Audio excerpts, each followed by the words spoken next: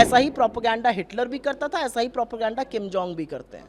क्या आपने इस देश के प्रधानमंत्री को बेरोजगारी पर, महंगाई पर, आर्थिक असमानता पर, गरीबी पर, महिला सुरक्षा पर, बदहाल किसान पर, मजबूर मजदूर पर, हाशिए पर रह रहे लोगों पर कुछ बोलते हुए देखा है? क्या मोदी जी 15 लाख का हिसाब देंगे? सर्वप्रथम तो मैं ये कहना चाहती हूँ कि बीजेपी अपने घमंड और अपने अहंकार में इतनी चूर है कि वो अब हिंदू देवी देवताओं, हमारे आराध्य इष्टों का भी अपमान कर रही है।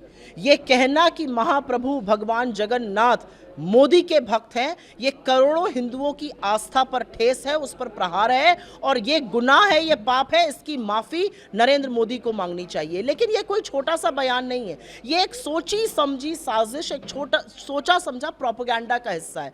संबित पात्रा ने ये कहा है, उसके पहले चंपत राय विष्णु का अवतार बुला रहे थे, उसके पहले गिरिराज सिंह भगवान दिख रहे थे उनमें, त्रिवेंद्र रावत ने ऐसी बात करी, कंगना रनौत ने ऐसी बात करी, साक्षी महाराज ने ऐसी बात करी।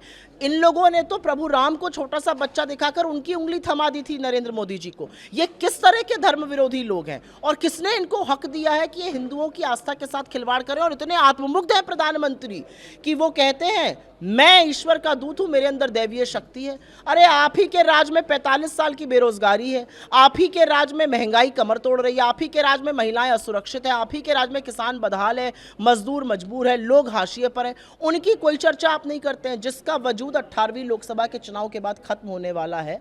आज वो इस तरह के ढोंग रच रहा है, इस तरह की हमारे धर्म और हमारी आस्था पर प्रहार कर रहा है और हम चुप रहेंगे? कतई चुप नहीं रहेंगे। ये प्रोपेगेंडा का हिस्सा है। ऐसा ही प्रोपेगेंडा हिटलर भी करता था, ऐसा ही प्रोपेगेंडा किम जोंग भी करते हैं। 5 चरण का मतदान हो गया है। क्या आपने इस देश के प्रधानमंत्री को बेरोजगारी पर, महंगाई पर, आर्थिक असमानता पर, गरीबी पर, महिला सुरक्षा पर, बदहाल किसान पर, मजबूर मजदूर पर, हाशिए पर रह रहे लोगों पर कुछ बोलते हुए देखा है? क्या मोदी जी 15 लाख का हिसाब देंगे जो बैंक अकाउंट में आने वाले थे? क्या 20 करोड़ जो रोजगार बनने वाले थे उसका कोई हिसाब है? क्या 100 स्मार्ट सिटी का हिसाब है? क्या रुपया और डॉलर जो एक हो जाना था उसका हिसाब है? 84 पर रुपये को पहुंचा दिया है। क्या पेट्रोल डीजल 35 पर मिलने वाला था उसका हिसाब है? क्या किसान की दुगनी आय का हिसाब है? क्या 5 ट्रिलियन डॉलर की इकोनॉमी का हिसाब है? इधर उधर की ऊल जलूल की बातें। पहले चरण में मुस्लिम लीग मीट मुर्गा मछली नजर आ रहा था, म से मणिपुर, म से महंगाई, म से महिला सुरक्षा नहीं नजर आई।